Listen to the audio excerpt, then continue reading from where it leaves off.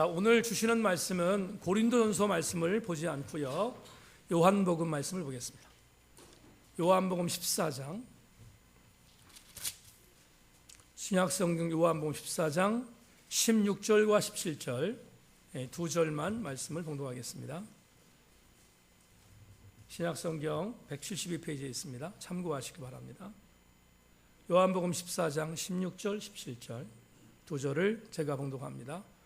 내가 아버지께 구하겠으니 그가 또 다른 보혜사를 너희에게 주사 영원토록 너희와 함께 있게 하리니 그는 진리의 영이라 세상은 능히 그를 받지 못하나니 이는 그를 보지 못하고 알지 못함이라. 그러나 너희는 그를 아나니 그는 너희와 함께 거하시며 또 너희 속에 계시겠음이라.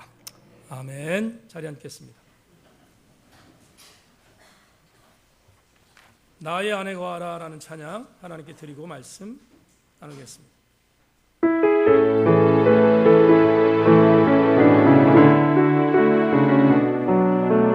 말씀 가운데 찬양입니다.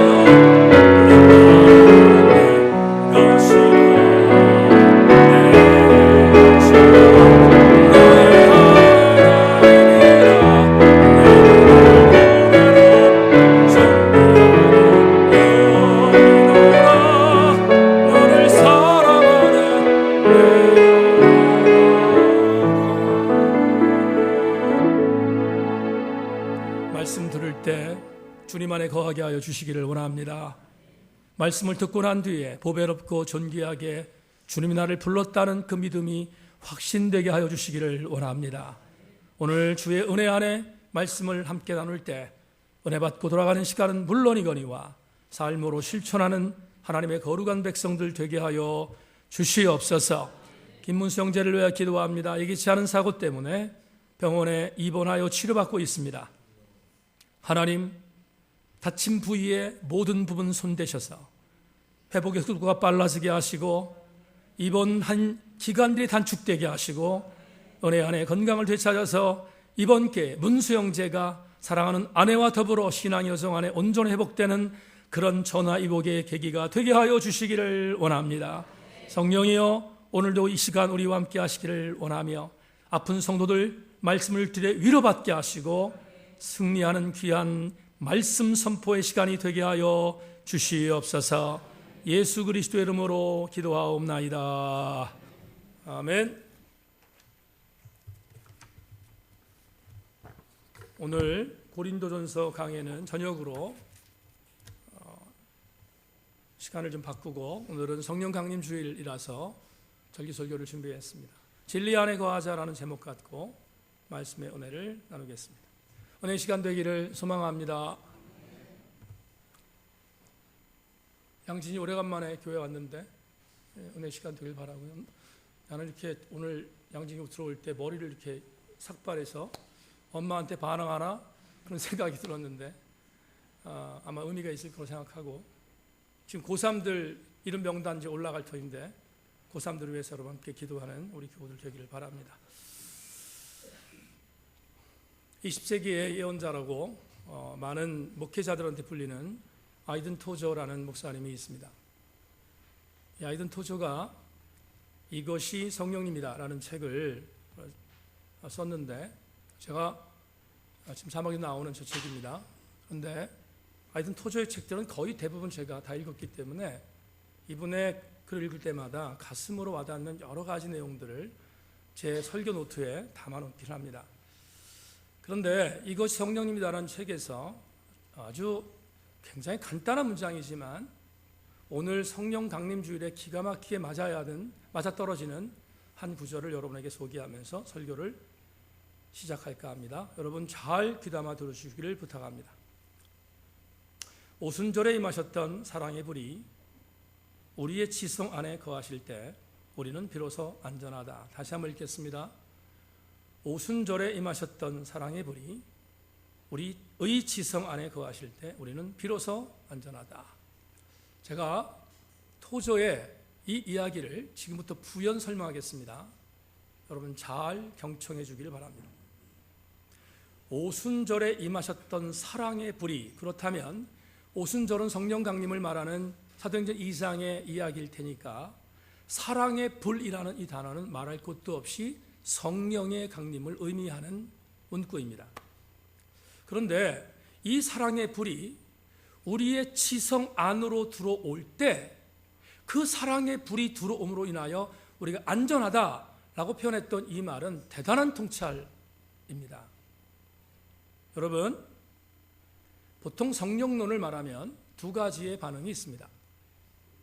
하나는 성령론에 대하여 굉장히 거부하는 한쪽의 그룹이 있고, 또 한쪽은 성령님에 대하여 상당히 인격적으로 존중하는 그룹이 있습니다. 예를 들어서 다 그렇지는 않지만 대체적으로 이걸 주지주의라고 하는데, 지식이 전부라고 생각하고 있는 사람들이 믿고 있는 하나님, 주지주의적인 경향이 있는 성향의 그리스도인들, 이들은 성령론에 대해서 달갑지 않게 생각합니다. 한국교회에도 상당수 많이 존재합니다. 주지주의적인 상태에 있는 그리스도인들이 성령에 대해서 이야기하는 것을 별로 달갑게 생각하지 않는 이유는 이런 이유 때문입니다. 성령이 매도되었기 때문입니다. 다 그렇진 않지만 성령이 이용되었다고 믿었기 때문입니다. 대체적으로 펜테코스탈 처치라고 하죠. 오순절 계통에 있는 교회들이 성령을 강조하다 보니까 그 성령의 강조에 대한 부분들이 틀릴 때가 많았습니다. 그래서 지적인 부분에 주지적 영향을 갖고 있는 그리스도인들은 성령을 말하면 거부하는 일들이 한국교회에서 일어났던 것을 압니다. 그런데 아이든 토저가 복음주의적인 목회자였기 때문에 아이든 토저는 오순절에 임하셨던 사랑의 불이라고 말한 것은 분명하게 오순절의 성령의 불은 주 1세기에 제자들이 모여 있었던 오순절에 성령의 임재가 있었던 그때 상황만의 성령의 임재를 말하는 것이 아니라 21세기 오늘 우리 세인교회에도 사랑의 불이 여기에 임재할 수 있다는 사실을 토저는 강력하게 시사한 것입니다. 좋은 말 할 때 아멘 하시기를 바랍니다. 여러분, 오늘 이 자리에 성령께 살아서 움직이시는 것을 믿는 성도들 되기를 주님의 이름으로 축원합니다. 그런데 저는 복음주의권의 목사이기 때문에 당연히 그렇습니다. 21세기에 살아계신 성령의 역사는 오늘도 일어난다는 것을 믿지만 한 가지를 놓쳐서는 안 될 것입니다.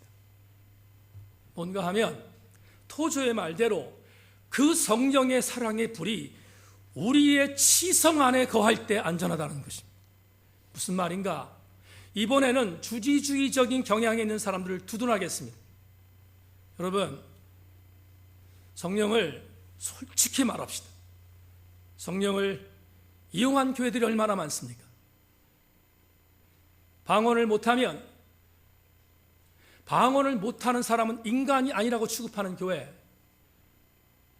예언의 능력을 받지 못하면 은혜가 없다고 말하는 교회, 그래서 억지로라도 은사를 받으려고 했던 인위적으로 성령을 만드는 그런 나쁜 교회들이 얼마나 많이 있었습니까?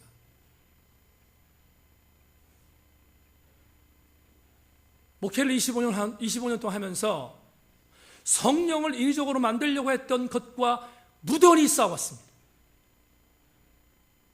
그것은 한 가지를 천착할 때 가능합니다.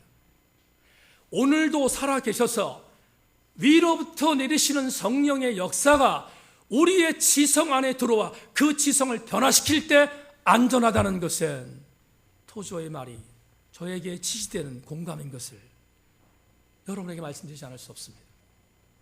우리의 지성으로 해석하여 성령의 인격, 성령의 능력이 나에게 접목될 때 그게 여러분 건강한 성령론인 줄을 믿고 우리 교회 교우들은 그런 성령의 은혜를 경험할 수 있기를 주의 이름으로 축원합니다. 그건 우리가 절대로 양보해서는 안 되는 것입니다. 오늘 여러분에게 왜 이 아침에 아이든 토저의 이야기를 먼저 하는가? 본문 때문에 그렇습니다. 오늘 제가 여러분과 함께 나누려고 하는 본문 텍스트는 가장 건강한 성령의 사역을 어떻게 이해할 것인가를 나누는 것입니다. 가장 바른 신학의 건강한 성령의 사역이 무엇인가를 아까 말한 것처럼 펜테코스날적인 오순절의 신비주의 운동이 있었던 인위적으로 성령을 만드는 것도 아니요, 성령을 완전히 거부하는 주지적인 경향도 아니요, 가장 균형 잡힌 바른 성령의 이해가 무엇인가를 오늘 본문을 통하여 여러분과 함께 나누며 추적하고자 하는 것입니다. 본문의 여행을 떠나보십시다. 오늘 본문은 그 유명한 다락방 강화입니다. 예수께서 6월절을 지키시기 위해 예루살렘에 들어오셨고 이제 일주일이 지나면 예루살렘에서 십자가를 못 박혀 돌아가시는 고난주간의 한 자락 속에 목요일이 되었습니다. 목요일 제자들과 함께 모여있던 다락방에서 우리 잘 아는 것처럼 주님은 성찬을 나누셨습니다. 당신의 몸과 당신의 피를 나누신 이후에 허리에 수건을 두르시고 제자들의 발을 닦아주셨습니다. 섬김의 도를 실천하라고 하는 가르침이었습니다. 그리고 난 뒤 지난 수요일 날 우리 전사님 통해서 설교를 받았던 것처럼 새 계명을 부여하셨습니다. 내가 너희를 사랑한 것처럼 너희도 서로 사랑하라는 새로운 계명을 주셨고, 그리고 난 뒤에 오늘 본문 14장 요한복음 14장은 대단히 중요한 다락방 강화의 또 하나의 이야기를 제자들에게 선포하고 있습니다. 그건 바로 성령의 보내주심이라는 은혜였습니다. 주님은 다락방 강화에서 제자들과 이별할 것을 선언하셨습니다. 내가 이제 때가 되어 너희들과 함께 떠날 때가 됐다. 내가 아버지께로 가야 하는 때가 됐다고 선포하셨습니다. 얼마 있으면 나는 순환을 받고 고난을 받은 뒤에 십자가에 못 박혀 죽고 그리고 하나님께서 나를 살리셔서 나는 아버지의 집으로 갈 것이라고 선언하셨습니다. 그러자 제자들이 혼돈스러웠습니다. 주님을 위하여 집을 버렸고 주님을 위하여 전토를 벌였고 주님을 위하여 가족을 버렸던 우리들이 완전히 중간에서 이게 도대체 뭔가? 우리는 무엇을 보상받아야 되는가 궁금했습니다. 그리고 혼돈스러웠습니다. 바로 그때 주께서 강화하셨습니다. 내가 너희들을 떠나 너희들이 예비할 처소로 나는 갈 것인데 내가 한 가지 약속할 게 있다. 그게 뭐냐? 내가 너에게 나를 대신할 성령을 보내주겠다고 약속하신 것입니다. 그런데 이 성령이라는 단어를 오늘 14장 본문에서 성령이라는 단어를 쓰지 않고 파라클레토스, 보혜사라는 단어를 썼습니다. 보혜사, 맨 처음에 나는 이게 절인 줄 알았습니다. 절이 아니에요. 보혜사는 절이 아니고 이건 대단한 뜻이 있는 단어입니다. 이 보혜사가 우리한테 오면 너희들과 함께 있게 만들어 주실 것이라는 것이 주님의 강화였습니다. 그렇다면 보혜사가 뭔가? 설교 준비하면서 여러 영어 성경을 찾았습니다. 영어 성경을 찾아서 보혜사를 뜻하는 단어를 추렸습니다. 그러자 대체적으로 네 가지의 단어가 나옵니다. 보혜사라고 말했던 이 성령이란 단어, 이 성령이란 보혜사를 영어 성경에는 뭐라고 번역했는가를 보니까 네 가지로 나왔습니다. 첫째, 헬퍼입니다. 헬퍼는 말하는 것처럼 도와주는 사람을 의미합니다.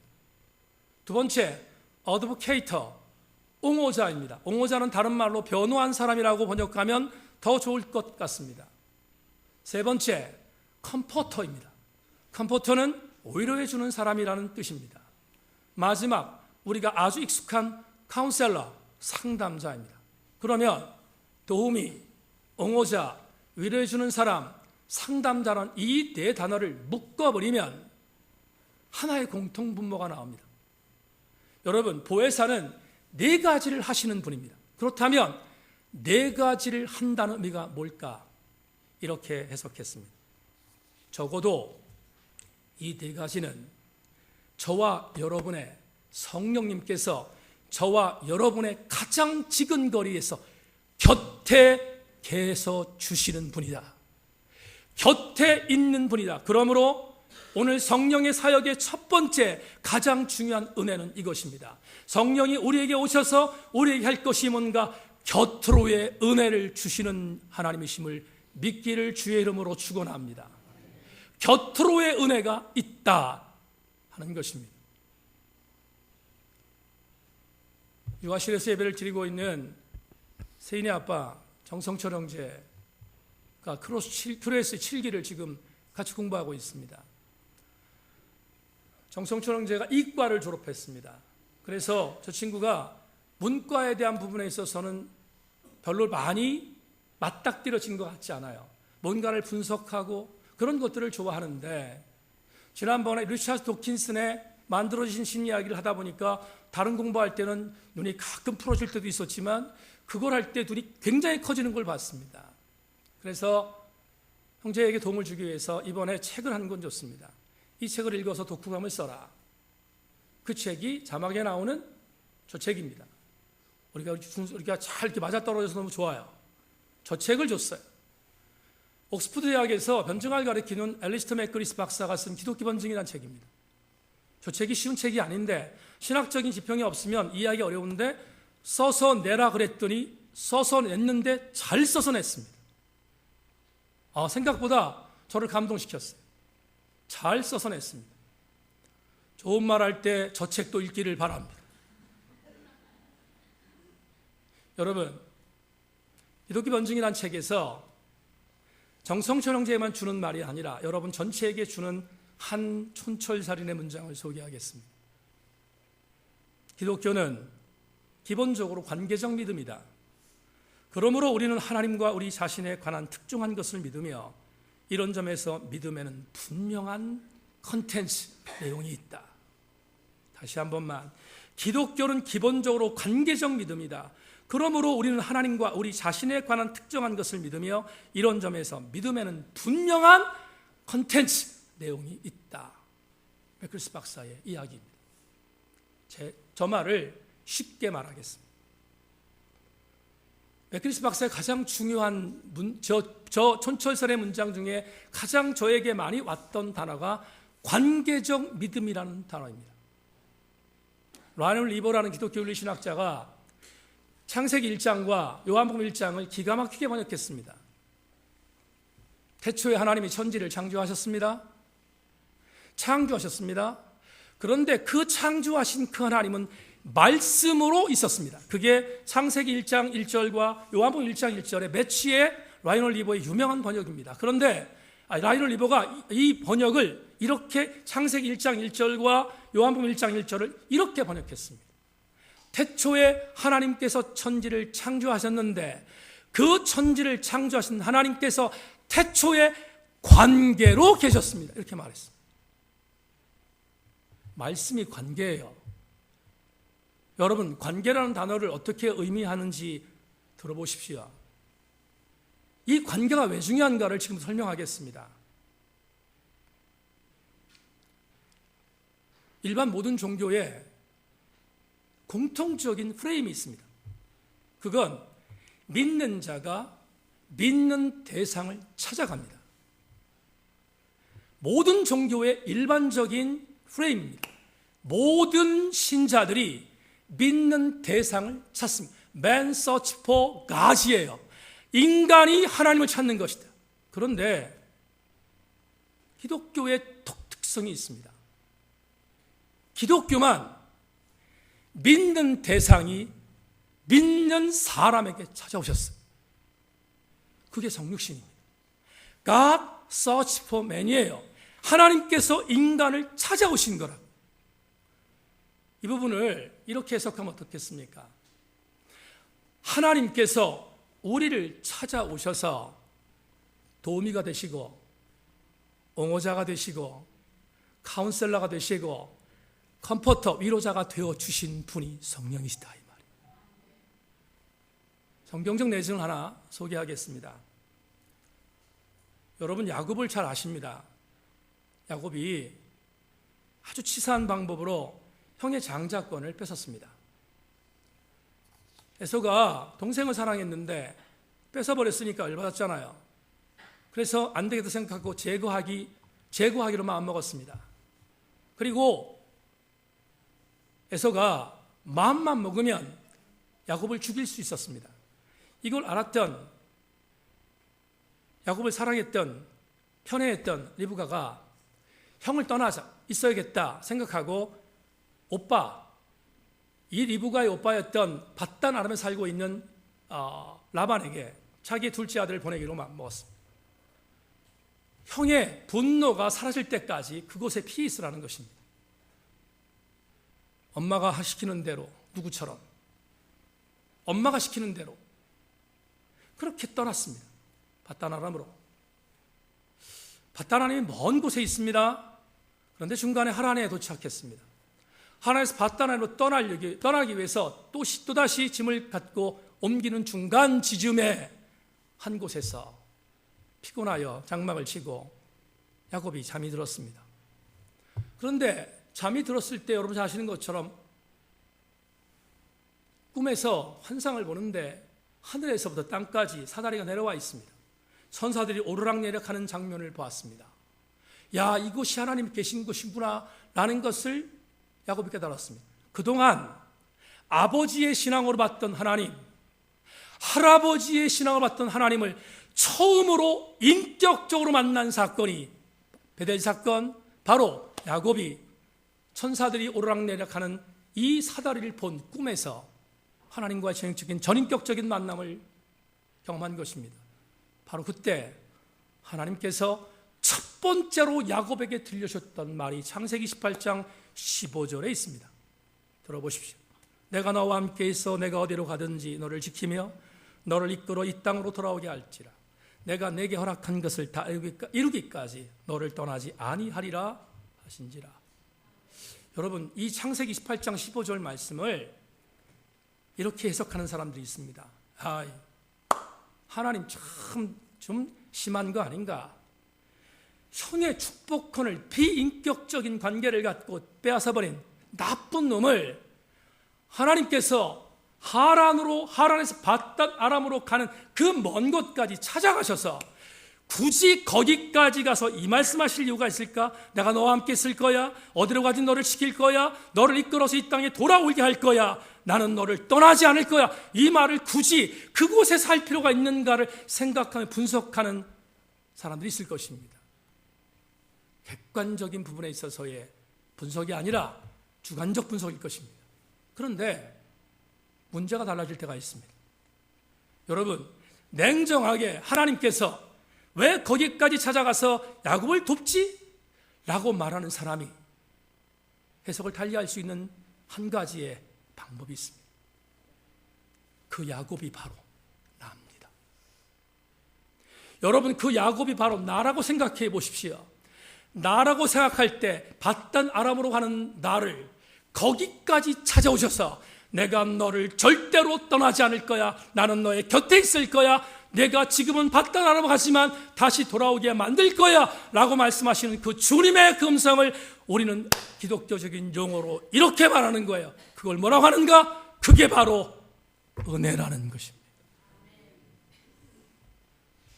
야곱이 내가 되면 은혜인 거예요. 야곱이 바로 나예요, 나. 그렇다면 나를 찾아오신 주님의 그 찾아오심은, 곁으로 찾아오신 주님의 그 찾아오심은 은혜이지 않겠습니까? 은혜이지 않겠습니까? 은혜인 줄로 믿습니다. 그게 바로 은혜예요. 찾아오셨다고요. 사랑하는 여러분, 멀리 계시지 않고 나의 가장 가까운 곳으로 찾아오신 그것이 은혜라고 이미 말한 사람이 있습니다.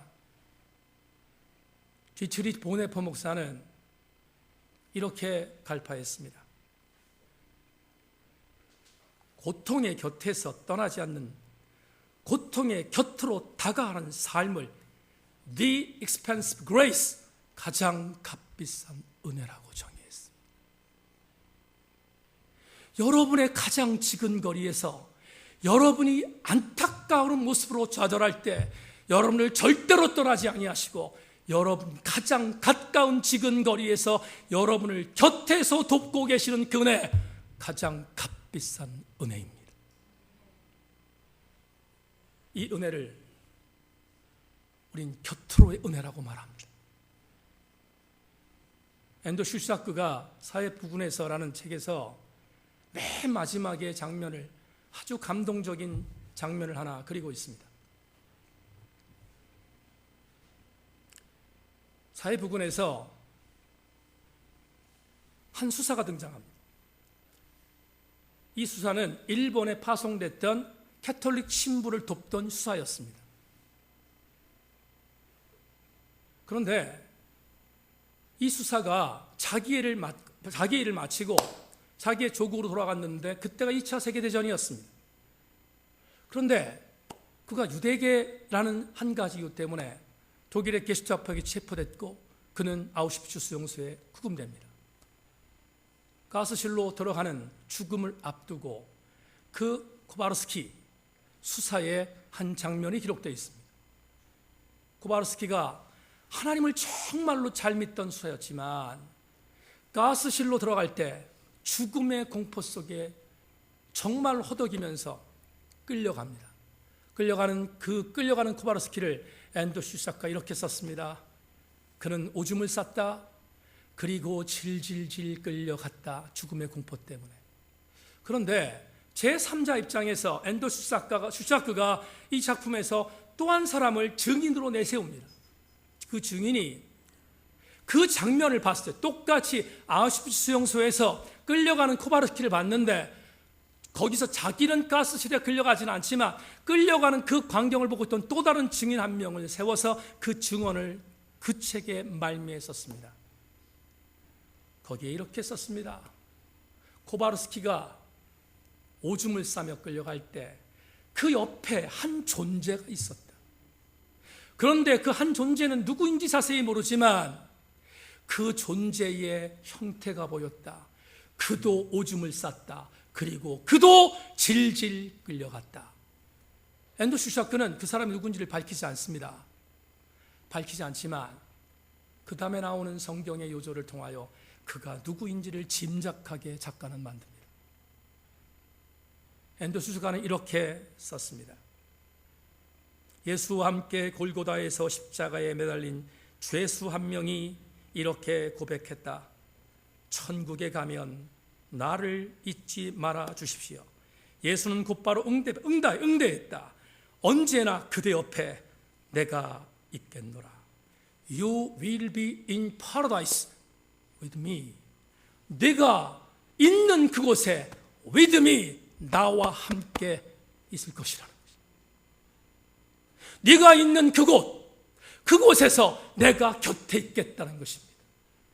여러분, 코바르스키와 함께 오줌을 싸며 끌려갔던 그 존재가 누군가 오늘의 언어로 표현하면 우리의 응원자이시며 우리의 위로자이시며 우리의 대변자이시며 우리의 카운셀러이신 성령님 아니겠습니까? 오늘 우리 모두 함께 이분이 내 곁에 있다는 것에 대하여 감사하는 성령 강림 주일이 되어야 되지 않겠습니까? 그러려면 마지막으로 이 엄청난 성령의 감동을 채우기 위하여 우리가 해야 할 한 가지의 선택이 필요합니다. 그게 바로 오늘 본문 17절 두 번째 구절에 있습니다. 17절에 이렇게 말합니다. 그는 진리의 영이라 세상은 능히 그를 받지 못하나니 이는 그를 보지도 못하고 알지도 못함이라. 그러나 너희는 그를 아나니 그는 너희와 함께 거하시며 또 너희 속에 계시겠음이니라. 여기 나오는 진리의 영이라는 것, 이 단어에 주목하십시다. 성령님은 진리의 영이라고 주님 말씀하셨습니다. 이 진리라는 단어는 헬라어 엘리데아의 번역입니다. 그런데 이 엘리데아라는 번역이 진리로 가장 많이 번역되지만 이 단어를 가끔 혹자는 본질로 번역합니다. 그렇다면 이렇게 해석이 가능할 것 같습니다. 만약 하나 진리라는 단어를 본질이라고 해석한다면 본질은 이런 것입니다. 성령 하나님 안에 거하는 것은 곧 본질 안에 거하는 것입니다. 그렇지 않겠습니까? 진리가 성령이시라면 성령 안에 거한다는 것은 곧 본질 안에 거하는 것이 아니겠습니까? 본질 안에 거하는 것, 신앙인들에게 있어서 얼마나 중요한 신앙적 도전인지 모릅니다. 어제 새벽 예배 때 우리 교우들과 함께 읽었던 시편 73편이었습니다. 새벽에 나오신 분들은 같이 읽었지만 못 나오신 분들을 위해서 제가 다시 한번 시편 73편을 한 구절을 한 부분을 읽겠습니다. 나는 거의 넘어질 뻔하였고 나의 걸음이 미끄러질 뻔하였으니 이는 내가 악인의 형통함을 보고 오만한 자를 질투하였음이로다.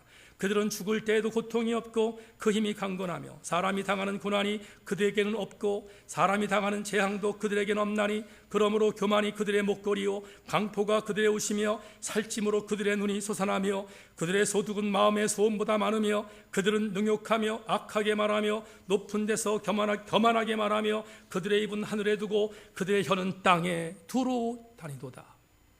아주 평범한 시편 73편의 말씀을 새벽에 읽었습니다. 그런데 시편 73편을 읽는 순간 벼락같이 저에게 왔던 부분이 다른 곳에 있었습니다. 여러분, 시편 73편은 아삽의 고백입니다. 아삽이 누구입니까? 다윗의 궁정 예언자였습니다. 다윗 시대의 궁정의 성가대 대장이었습니다. 그런데 다윗 시대의 궁정의 성가대라면 하나님을 향한 신앙이 없으면 절대로 들어갈 수 없는 자리였습니다.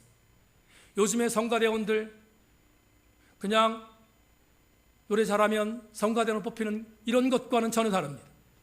그냥 이 당시에 아삽의 궁정 성가대에 들어가려면 너무 위대한 신앙을 가지지 않으면 들어갈 수 없는데 그거의 수장이 아삽이었습니다. 그렇다면 아삽의 신앙이 얼마나 아름다웠을지는 재론의 여지가 없습니다. 주목할 것이 있습니다. 이렇게 신앙의 아름다움을 갖고 있었던 아삽이 시편 73편 2절로 9절에서 읽어드렸던 여러분 구절을 보면서 무엇을 느낍니까?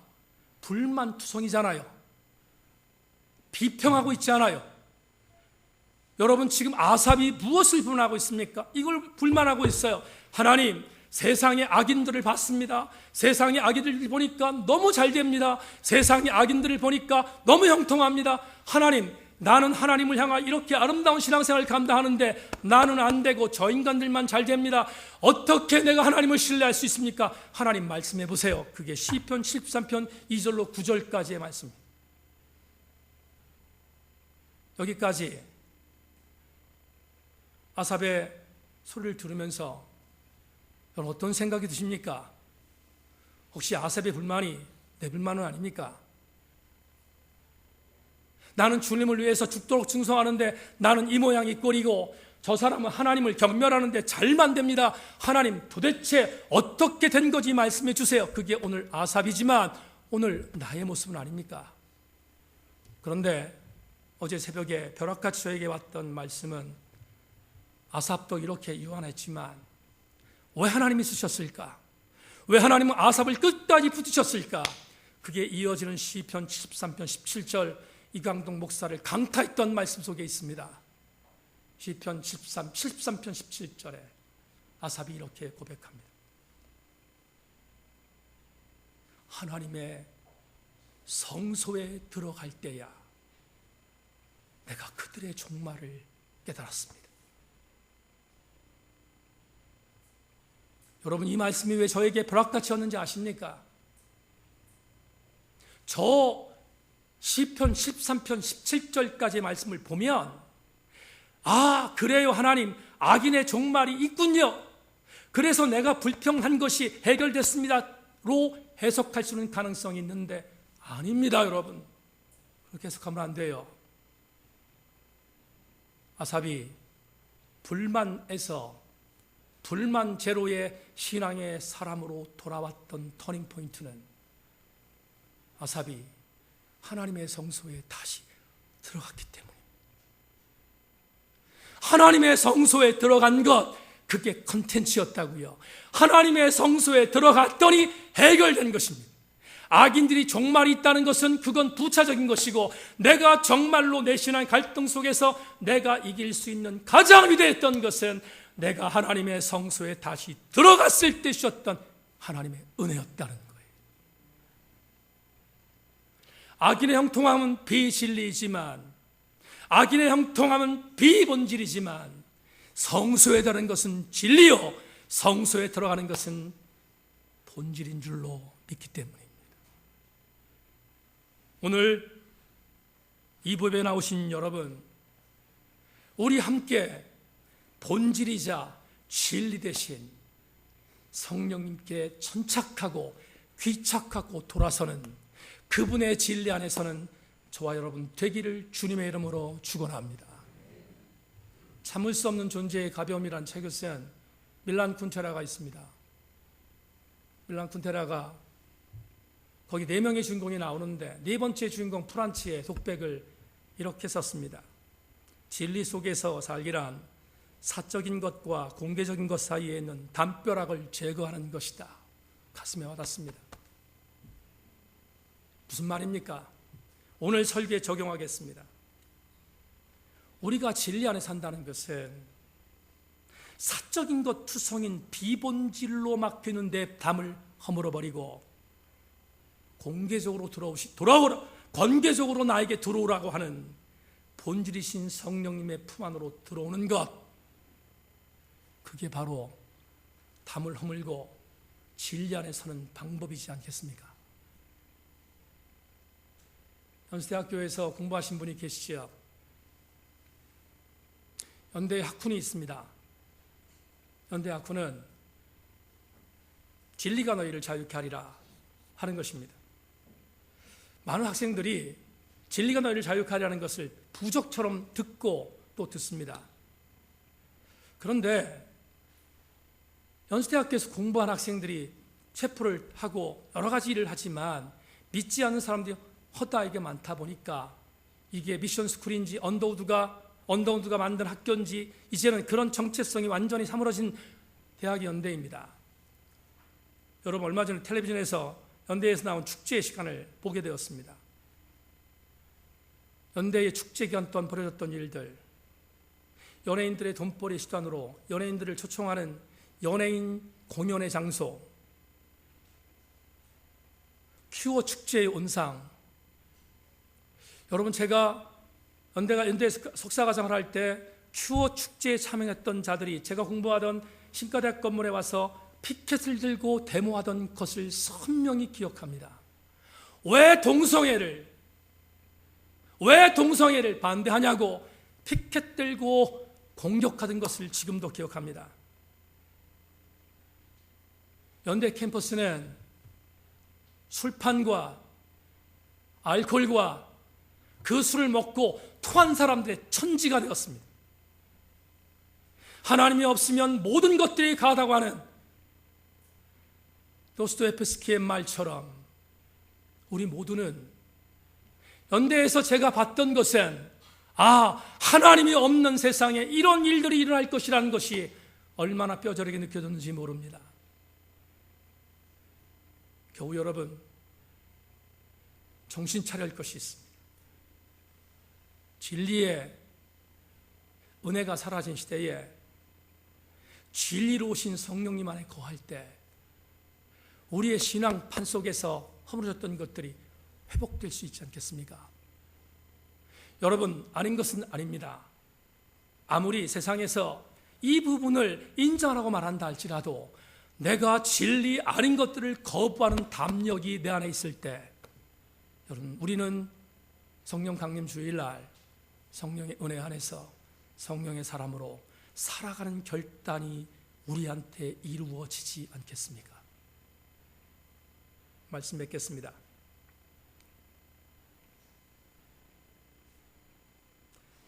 이기주 씨의 언어의 온도에 나오는 한 글 읽고 기도하겠습니다. 언젠가 버스를 타고 신촌거리를 지나고 있었다. 느릿느릿 걸어가는 노부부가 눈에 들어왔다. 젊은이들보다 확연히 느린 속도로 걷고 있었는데 두 분이 한 발 한 발 내딛는 걸음새가 꽤 묘하게 보였다. 난 유심히 살펴보았다. 키가 큰 할아버지가 키가 작은 할머니가 두 걸음 정도 내딛는 모습을 확인한 뒤에 찬찬히 한 걸음을 내딛었다. 다리를 저는 할머니를 위해 미묘한 타이밍으로 보조를 맞추는 듯 했다. 노부부의 모습을 노부부의 모습을 보면서 가슴 한쪽이 아릿해졌다.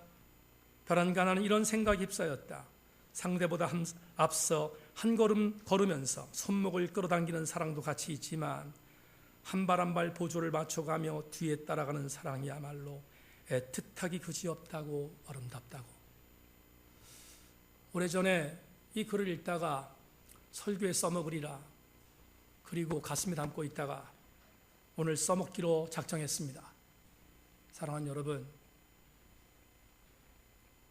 이 할아버지는 뒤에서 발걸음을 할머니의 보조를 맞춰주면서 사랑을 보여줬지만 저와 여러분들이 믿고 있는 성령님은 앞에서도 손잡아 이끌어주시고 뒤에서 보조 맞춰주시는 컴포터, 헬퍼, 어드보케이터, 카운셀러, 우리의 곁에 계시는 분이십니다. 곁에 계시는 성령님께서 여러분들을 아름답게 인도할 수 있도록 진리 안에 서십시다. 진리 안에 거하십시다. 진리 안에 거할 때 주님이 여러분들의 보폭을 맞추어서 앞에서 잡고 뒤에서 여러분들을 밀어주시지 않겠습니까?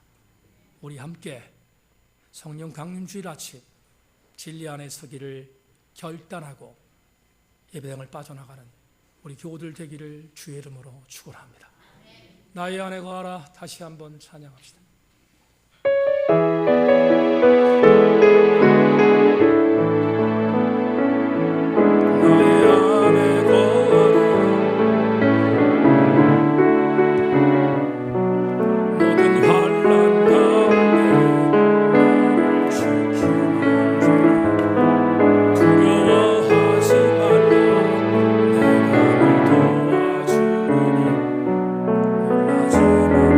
내 성사